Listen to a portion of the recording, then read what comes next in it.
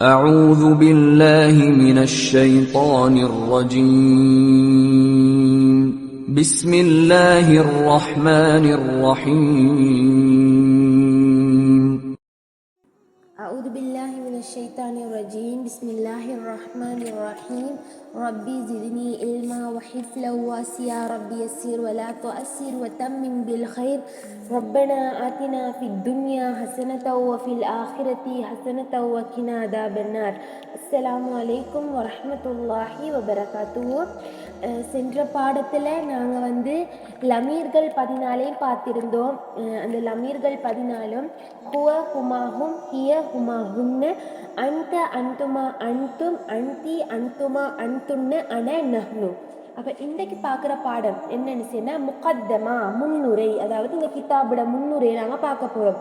அதாவது நாங்கள் பின்னால் படிக்கக்கூடிய ஒவ்வொரு சரப்புக்கும் ஒவ்வொரு சீகாக்கள் இருக்குது. அந்த சீகாக்களை படிக்கிறதுக்குண்டா நாங்கள் 2 விஷயங்களை பாடமாக்கணும். முதல் விஷயம் இந்த 14 லமாயிர்களும், 2வது விஷயம் இந்த முஸ்தலஹாத், அதாவது கலை சொற்கள். இந்த 2ஐயும் பாடமாக்கினா மட்டும்தான் எங்களுக்கு சர்ஃபை செஞ்சு அதுக்கு சீகா எழுத இயலும். இவ்வளவு பாடம் இல்லாட்டி யாருக்கும் சர்ஃப் செய்யவும் கஷ்டம், சீகா எழுதவும் கஷ்டம். அப்போ முதல்ல பாருங்க, முஸ்தலஹாத்து அப்படின்னு சொன்னா கலை சொற்கள். அல் மாலி, மாலிண்டா சென்ற காலம், அதாவது இறந்த காலம், நடந்து முடிஞ்சு ஒரு செயல் நேத்து நடந்துட்டுன்னு சொன்னா அது மாலி. நாளைக்கு நடக்க போகுது, அதாவது எதிர்காலத்தில் நடக்க போகுதுன்னு சொன்னா அது அல் முஸ்தக்பில். அம்ரு சொன்னா ஏவல், ஒரு விஷயத்தை நாங்கள் ஏவுறது, அம்ரு ஏவுறது. வன் நஹி சொன்னா ஒரு விஷயத்தை தடுக்கிறது, விலக்கல். அடுத்தது பாருங்க, அல் வாஹிது, அல் வாஹிதுன்னா ஒருமை, ஒருவரை குறிக்கக்கூடியது. ஹுவ தஸ்னியா, தஸ்னியாண்டா இருமை, இருவரை குறிக்கக்கூடியது. அல் ஜம்உ, ஜம்உன்னு சொன்னா பன்மை, ஒன்றும் இல்லை ரெண்டும் இல்லை, 2க்கு அதிகப்பட்டது. அப்ப அல் ஜம்உ. அடுத்தது பாருங்க, அல் காயிபு, காயிப் என்றால் மறைவானவரை குறிப்பது, அதாவது மறைவாக உள்ள ஒருத்தரை குறிக்கிறது.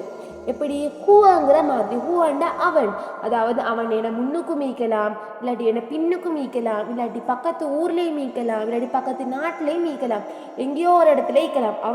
அவன்ங்கிறது காயிப், மறைவாக உள்ளவரை குறிப்பது. ஹாலிர், நீங்கிற மாதிரி, நீ என்றா நாங்கள் தூரத்தில் உள்ள ஒருத்தரை நாங்கள் செல்லுவோமா நீ என்று சொல்லி செல்ல மாட்டோம், முன்னுக்கு இருக்கிற ஒருத்தருக்கு தான் நாங்கள் நீ என்று செல்வோம். அப்போ அது ஹாலிர், எதிரில் உள்ளவரை குறிப்பது. முத்தகல்லிம், தன்னை குறிப்பது. எப்படி? அன, நான், நஹ்னு நாங்கள், நான் தனியே, இல்லாட்டி நாங்கள் ஒரு கூட்டத்தின் இருந்தோன்னா முத்தகல்லிம் என்று சொல்லி செல்வோம், தன்னை குறிப்பது. அடுத்தது பாருங்க, அல் முதக்கர், முதக்கர் என்றால் என்ன? ஆண் பால். வல் முஅன்னஸ், முஅன்னஸ் என்றால் பெண் பால், அதாவது முதக்கர் என்றால் ஆண் பாலுக்காக சொல்றது, முஅன்னஸ் என்றால் பெண் பாலுக்காக சொல்றது. அல் மஅரூஃப், மஅரூஃப் என்றால் செய்தவர், அறியப்பட்டது, ஒரு விஷயம் செஞ்சுக்குது, அது இப்போ அறியப்பட்டுட்டு தெரிய வந்துட்டு, அப்போ அது ஒரு மஅரூஃப். இன்ஷால்லா இது பின்னால் சீகா படிக்கக்குள்ள உங்களுக்கு விரிவாக விளங்கும். அல் மஜ்ஹூல் என்றால் செய்தவர், அறியப்படாதது, ஒரு விஷயம் செஞ்சுக்கு ஆனால் அது அறியப்பட்டில்லை, தெரிவிக்கப்பட்டில்லை, அந்த நேரத்துக்கு பயன்படுத்த கூடியது அல் மஜ்ஹூல். அல் முஸ்பத்து செயல் நடந்தது, ஒரு விஷயம் நடந்துக்குதுன்னு சொன்னா, ஒரு செயல் நடக்கப்பட்டுக்குதுன்னு சொன்னா அதுக்கு அல் முஸ்பத்து சொல்லி சொல்லுவோம். செயல் நடக்காதது, செயல் மறுக்கப்பட்டது, ஒரு செயல் நடக்கவும் இல்லை, அந்த செயல் செய்யவானம் சொல்லி மறுக்கப்பட்டிக்கு, அப்ப எப்படி வரும்? அல் மன்ஃபி, அல் மன்ஃபியூன்னு சொல்லி சொல்லுவோம். அடுத்தது பாருங்க, அத்தஅகீது, தஅகீதுன்னு சொன்னா என்ன? உறுதிப்படுத்துறது, ஒரு விஷயத்தை உறுதிப்படுத்துறேன்னு சொன்னா அத்தஅகீதுன்னு சொல்லி வரும்.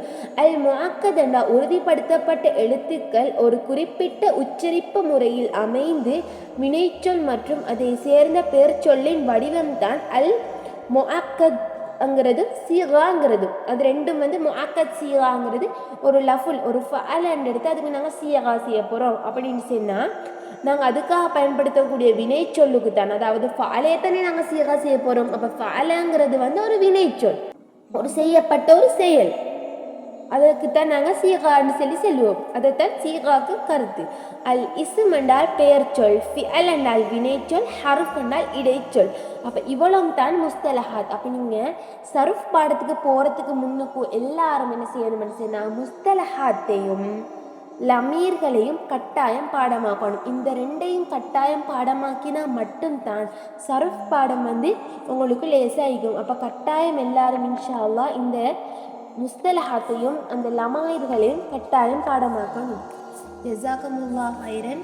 அஸ்ஸலாமு அலைக்கும் வரஹ்மத்துல்லாஹி வபரகாத்துஹு.